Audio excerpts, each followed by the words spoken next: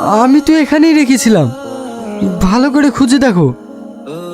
রেখেছিস তো, জিনিসটা যাবে কোথায়? তোমার সাথে কিছু কথা ছিল। আপনাকে তো ঠিক চিনতে পারলাম না। আমি তোমার শ্বশুরের পরিচিত। কিছু বলবেন? হ্যাঁ, তোমার শ্বশুর 2 লক্ষ টাকা পাঠিয়েছে। ধরো।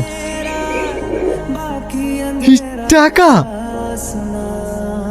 তবে তোমার শ্বশুরমশাই একটা শর্ত দিয়েছে। শর্ত? কি শর্ত?